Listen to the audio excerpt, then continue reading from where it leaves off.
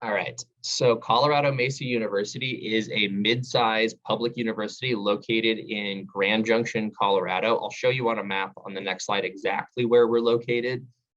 But the things I wanted to focus on first, so when I say a mid-sized institution, we have about 11,000 students, which in terms of the scale of US colleges and universities puts us right in the middle. For context, my undergraduate degree I got at a school of 1,600 students, and my master's degree I got at a school of 36,000 students. So I've seen kind of the full range of institutional sizes. What that means for CMU students is they get the best of both worlds. They get the small class sizes and individual attention that you'd associate with a small liberal arts school, but at the same time, they get the amenities, the facilities, the large university experience that you'd associate with a flagship research intensive state institution. So really at the end of the day, this means that students have a fantastic opportunity here to kind of blaze their own trail and make their education what they'd like it to be. So as promised, here is a map of the US. So if you've heard of the state of Colorado, chances are you've heard of Denver, which is our largest and most populous city and also our capital. So we are located on the way western side of the state, on the western edge of the Rocky Mountains. That side of the state is what's known as the west slope of Colorado. We're essentially where the Rocky Mountains end and the desert going west begins. So the population of the Grand Valley is about 150,000. And what this means, again, for students is it's not too big, but it's not too small. If you're coming from a very large metropolitan area, Grand Junction will seem like it has no traffic. But at the same time, it's a large enough population where things happen. We're located directly between Denver, Colorado, and Salt Lake City, Utah, which are the two largest metropolitan areas near here. And so the kind of urban experience is within, pretty easy driving distance, but also because we're between those two, whether it's musical acts or comedians or performances, they tend to stop here while they're moving between those two cities to perform. So despite the fact that this is a fairly small metropolitan area, we get national and international acts that will stop and perform in Grand as well. So we get over 300 days of sunshine per year, which is fantastic if you like spending time outdoors. And we also have possibly some of the best access to outdoor activities anywhere on the planet. The way I describe it is if you live in Grand Junction, you pick a direction and drive 20 minutes and you could do something completely different than you did any other day of the year. During winter, we have easy access to skiing and snowboarding at our local ski resort. And larger resorts are within a few hours driving. The Colorado River is 10 minutes that way. The Rocky Mountains are about 15 minutes that way. Utah is 40 minutes that way. So just our positioning in the US means that we have access to things in a way that many other people in the country do not. And as such, Grand Junction is itself a fantastic place to live. So Colorado, the state, if we were to take a step back, is also a fantastic place to live. It's one of the fastest growing economies in the US, and we're also ranked number 2 in educational attainment. What this means for international students is that we value education here, and as such, the state government pours millions of dollars into all of its public universities. So even as an international student, you would benefit from this because, again, education is something that is important to us as Colorado residents. So you get to see that in the opportunities that are available to you at a given public university. Colorado has a huge variety of different things you can experience, whether you're looking for, again, there's the Denver skyline with the mountains in the background. The deserts that we have in my neck of the woods can be seen down below. There's also, hot springs. Really, whatever you're looking for, you can find it here. Even in the same week, you could spend time in Denver and take in that city experience, and then you could go to the middle of nowhere and camp, all without ever leaving the state of Colorado. So I'd never plan on living anywhere else. So I hope some of you would be interested in spending some time in Colorado. So this is actually the Grand Mesa, which is Colorado Mesa University's namesake. A mesa is a Spanish word for table, and it's also the word we use for flat-topped mountains, as you can see in that first picture up in the upper left-hand corner.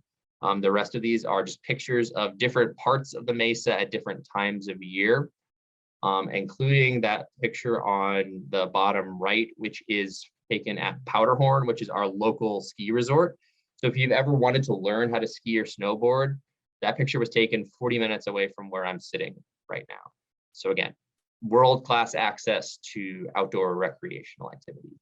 And also it's a beautiful place to drive through and great things to experience. So here's an overhead view of the Grand Valley, which is, again, the geographical area that we are nestled within.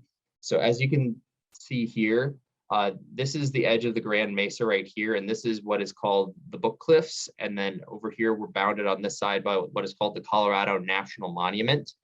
But this is a valley that is carved by the Colorado River, which flows towards the Pacific Ocean. So when I was talking about that population of 150,000 or so, this is including this entire area. So Grand Junction is located right here, but the city itself is maybe 60, 65,000.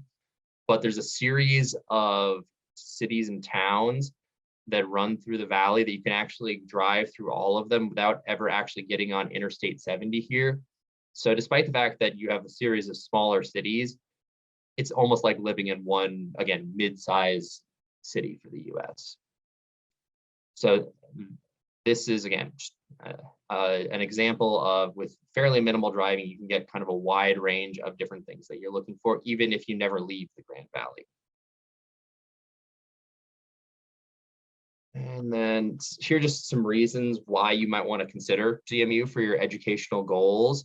We're a fast-growing university, and we're regionally very well ranked. We offer a lot of different programs to choose from. We're technically in what's considered the liberal arts tradition, which means essentially we have a little bit of everything. So whether you're looking for business or the arts or English or engineering or computer science, all of these things are available majors to choose from. And if you wanted to, you could even double major in multiple different programs at the same time. We're ultimately a teaching university, so that is one thing that might be different depending on if your friends were to choose a different university in the US. Our professors are here to teach first and foremost, as opposed to research being their primary focus and teaching being secondary. So every class you have will be taught by a full professor, and you'll expect to get on a first name basis with professors throughout the course of your time here. So again, the instruction here and the opportunity to get to know someone who's an expert in their field are not necessarily something you'd find at every university, but you can find it here at CMU. So as it stands right now, we have about 39 different countries represented on campus, and we have just over 100 international students currently. Some of our more popular countries to send students here, we have a lot of students from Nepal. We have a fair number from Sweden, from Canada. But we have students from all over the world. Pretty much, yeah, every continent on the planet besides Antarctica is represented here. So it's a very diverse and growing international student population. The campus itself, if I were to describe it, would be state of the art. Over the last 10 years or so, we poured nearly $500 million into upgrading every square inch of campus. So what this means is every classroom has the best in educational technology. Every classroom is a smart classroom. There's computer labs pretty much everywhere throughout campus. So access to a computer is never at a premium. We also have state-of-the-art human performance labs. One really good example of things that not everyone has that we have here. So for our nursing program, we actually have a lab where they essentially have sort of animatronic humans that can replicate a bunch of different diseases or reactions or just medical issues. So our nursing students can practice treating those, sort of humanoid robots in a controlled lab setting before they move on to working with actual people. Not every nursing program in the country gets those. There's also a lot of different opportunities on campus to get involved, whether that is the on-campus radio station, the on-campus television station, or any of the other facilities on campus, including our recreation center, or again, state-of-the-art, brand new. Since I've been here, I think they've renovated the rec center maybe 3 times. So they have brand new equipment every single time. So our newest academic building is Confluence Hall. This is the home of our engineering programs. So this officially opened back in 2018, so it's still almost brand new. It's got state-of-the-art classrooms and lab spaces, and it actually has its own dedicated wind tunnel. So unlike some engineering programs that stick purely to the theoretical, here, if you were to build something and wanted to test it in a wind tunnel, you would have the opportunity to do so. There's also a 1,300 square meter science museum within the building. But this was a kind of a major crowning achievement to get this built, because it signifies the growth within our engineering programs. Another new building on campus that isn't necessarily 100% an academic space is the Hotel Maverick. And the reason why I'm telling you about this is essentially a lab space for our hospitality management program, because this hotel itself, despite being a very upscale hotel, is partially student run. So just like a biology student or a chemistry student would have a lab for their classes, this is the lab for your hospitality program. It officially opened back in fall 2020, and having been inside, it's a fantastic space. But if there's anyone here interested in hospitality management specifically, this is a fantastic opportunity that not every, again, university has to offer its students. So in addition to hospitality, we have about 104 different majors that you can choose from at the associates, the baccalaureate, the master's, and the doctoral level. We are primarily a baccalaureate university, so probably 98% of the degrees we confer are either at the associates or the bachelor's level, but we do have a select number of graduate programs as well, and that number is growing. There are also 70 different concentrations or areas of emphasis. So a good example of this would be our Bachelor's of Business Administration. It has, I believe, 12 different concentrations that you can choose from. And what each of those are essentially areas to focus on within your major. So you could actually have 2 students who are both business majors, but one is focusing on finance and one is focusing on entrepreneurship. And they're both taking classes specific to their area of interest while still graduating with that BBA from Colorado Mesa. This is, again, that opportunity to take your education and make it what you want it to be, and not just get the same generic business degree that you would get at nearly any school. Small class sizes, almost all of our classes are smaller than 40 students. And once you get to the upper division classes, 8, 9, 10 students is a fairly normal class size. So you'll get to know your professors very, very well. And there are also a variety of resources on campus that are available to support your academic success, including free tutorial services, for your free career services, guidance. There's every resource that's available to a domestic student is available to an international student as well. So again, we talked about this a little bit already.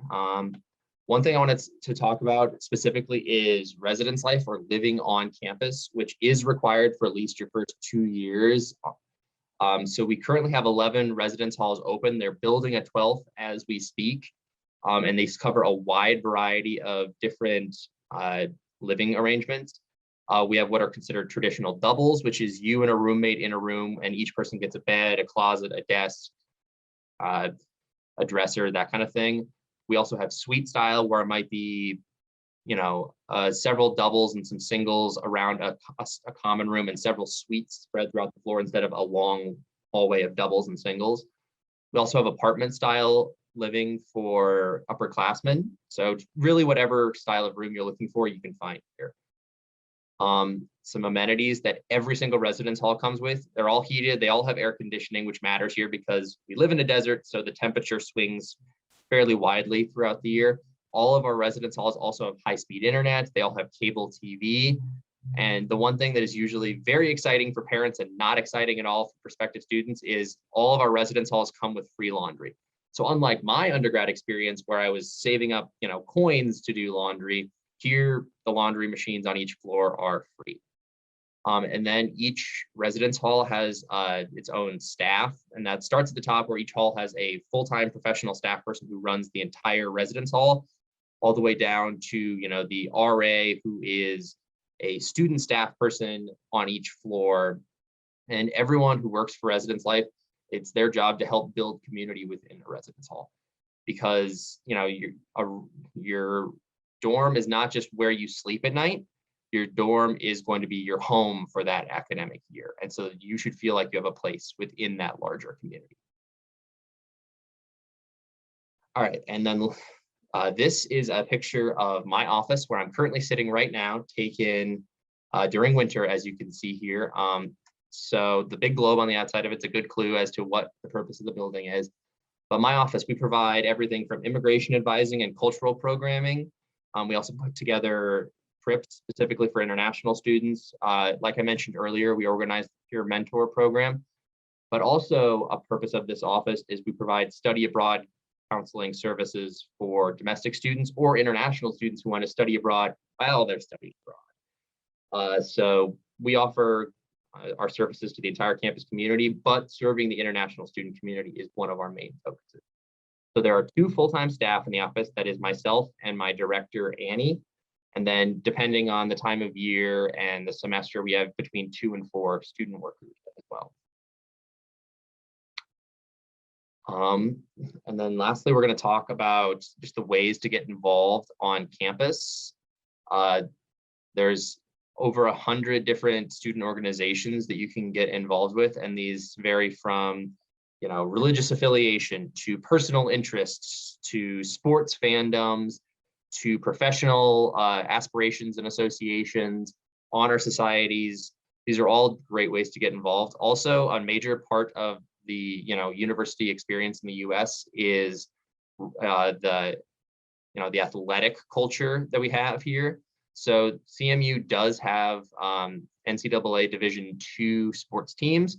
So while you're here going and watching the soccer teams or the basketball team or the American football team is a major part of the experience.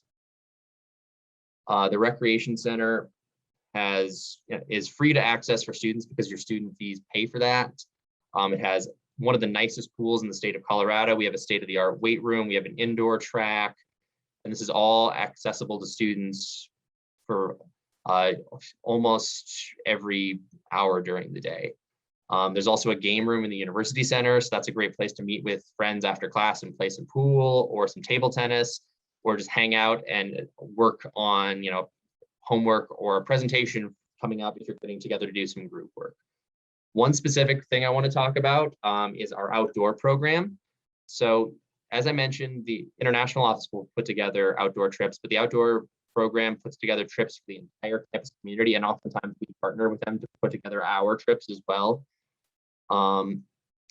So the outdoor program puts together several hundred trips per year, to the point where at varying times in the semester, there might be 3 or 4 trips throughout the week. And anything you've ever wanted to try outdoors, they've probably put together some sort of experience for that. Whether it's a hiking trip or a backpacking trip during spring break, or it's paddling the Colorado River, or hiking up in the mountains, or camping out in the desert, this is a great opportunity to get to try things without necessarily having to spend hundreds of dollars on your own equipment, because they can rent that equipment to you very cheaply. And then lastly, I wanted to highlight some of the leadership opportunities. So all of those student organizations that I mentioned, they all have their own student leadership councils. So if you're looking to build a resume, earn some experience, and have something that sets you apart from other applicants for a job down the road, leadership opportunities are really important for building that skill set. There's also the associated student government, so you could be a representative for your on-campus community or from specific student organization to the associated student government, which is, again, the voice of the student population here at CMU that works very collaboratively with the upper administration to make university experience here what the students want it to be. So this is just an example of kind of what to expect with the expenses of studying at CMU. So as you can see on the left, we're right around that $40,000 mark before we discuss any scholarships. All international applicants are automatically considered for the International Merit Scholarship, which is worth $9,000 per academic year. And then once you've been at CMU for over a year, if you have a really high GPA, in this case a 3.75, we add an additional $1,000 to that merit scholarship, which brings the prices down. There's also other scholarships that are available to once you're here and enrolled on campus to compete for them. So again, that $40,000 starting point, it goes down from there. And ultimately, compared to other schools in Colorado, we are extremely affordable before we talk about scholarships, and then the scholarship opportunities that we offer make us a much more competitive choice. Overall, this means that we're an affordable education, but we haven't skimped on quality. Students from CMU go on to work for major companies, to start major companies, or make an impact felt throughout the world. So the admission process is mostly submitting an application. There is a working with the agency you're working with. We have a waiver code for them. So this is a free application at the end of the day. And then sending in a series of documents that we will use to determine your academic admissibility and also your scholarship eligibility. We do have the potential for conditional admission if you don't quite meet our English requirements, but this is something that doesn't happen super frequently, but the option is there. And then we do have graduate admissions as well, but my office is actually much less involved with that. So you'd be working with a colleague of mine who coordinates our graduate applications. So at this point, thank you for your attention thus far. And I can take the next 10 or 15 minutes or so to answer any questions you might have. Thank you. I'll leave you with that. Oh, yep, thank you. Yeah, thank you for the wonderful presentations and for explaining everything to us. What's, before I ask question, I want to just make something clear. One, basically that the scholarship is $9,000, that is on a 3.0 GPA. But if you maintain basically 3.0 GPA, that $9,000 continues for second or third or fourth year, right? Correct. So actually, as long as you're in good academic standing at CMU, which is a 2.0 or higher, you keep the merit scholarship for your entire program, whether you graduate in 4 years or 5. Okay. So let me correct myself. Basically, it's 3.0 to qualify for the first year, and later on you need to get a 2.0 GPA to maintain that $9,000 scholarship for the next 3 or 4 years that you're going to study at Colorado Mesa University. So correct. That's first important point that everybody has to know, because when you multiply 9,000 by 4, it comes to around $36,000. So that's a good amount of saving that you can do to bring down your cost of education and to make it study abroad a little affordable for yourself. The second is basically there is no SAT requirement, if I have seen that. That is also correct. Yep. No SAT or ACT are required for international students. If you have taken those tests, we're happy to consider them as part of your application. And actually, that is one way we can award the merit scholarship. If your GPA doesn't qualify you, but you have taken the SAT and your scores meet certain cut scores, we can award the merit scholarship based on that as well. Perfect. So in case your GPA is low, you can take the SAT, and if you can get a good score on SCAT, you are still eligible for those scholarships. Third is basically there is no application fee if you are attending the webinar, and if you want to apply to Student University webinar, you can get in touch with the student volunteer group and they will help you with the process to apply to Colorado Mesa University. There is no application fee when you're applying to this university. Now, I want to ask, I knew that basically you are managing the undergraduate, but can you just basically tell a little bit about the graduate programs as well? Probably it was missing. Sure. So the one thing to keep in mind with our graduate programs is a lot of them are online only, which means you could study them from your home country, but you cannot get an F1 visa because there is no in-class option. So unfortunately, that means our MBA is not visa eligible. Our sports management program is not visa eligible. I believe criminal justice isn't either. Mostly it's our health sciences and education graduate courses that are in person and visa eligible. Each of those has their own application process, which is what makes this extra complicated and which is why my colleague, Michelle, who coordinates graduate apps, has a job, because each department has their own application standards as opposed to one standard across the board for our undergraduate applications.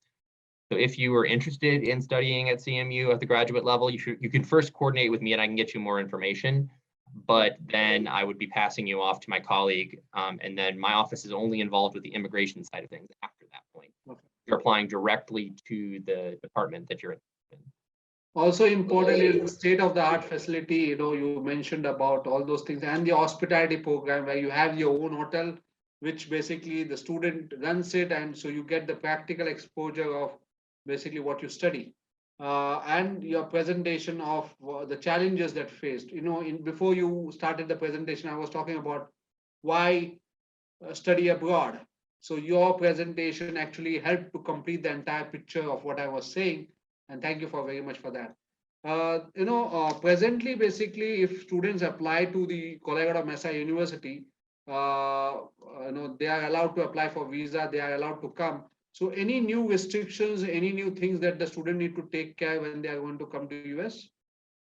The biggest thing I'd say to be prepared for is pretty much every US consulate on the planet is operating at a backlog right now. So the consular wait times are a little bit longer now than they normally would be.